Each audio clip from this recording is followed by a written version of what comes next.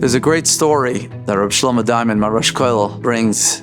He says, Reb Elchanan Wasserman, alav shalom, Hashem yinkom damav, he used to come to America and he used to collect for his yeshiva.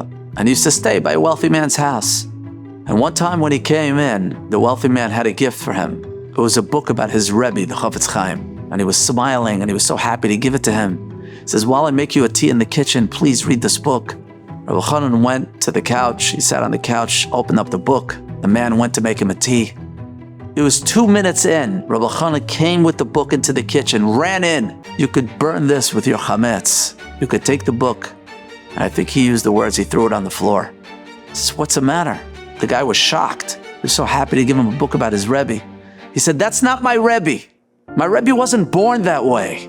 I open up these books and I read how, yes, they were great. My Rebbe was great. But any child who reads this book thinks my Rebbe was born that way. That's not the case. The Chofetz Chaim worked on himself. And he was a child like everyone. Yes, I'm sure he was a child with an unbelievable future. A lot of our children are. But they should know that when they read these books, he said, that's not how they were born.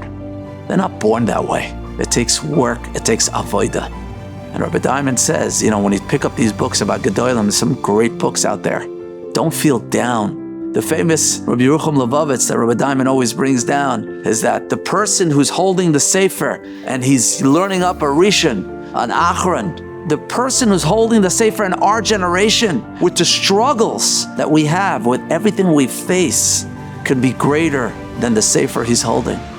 And of course not greater in mind and pilpulim, but greater in just passing the tests, the nisyonot that we have with technology, everything facing us, what to look at, what kind of songs, what do we listen to, what do we gravitate to. And the person could be oimed ben nisayon, he could be greater than the Sefer he's learning. And I think that today we know what it is, but we should know not to give up hope, to say, you know what, we're going to work on it. And this is what it's all about.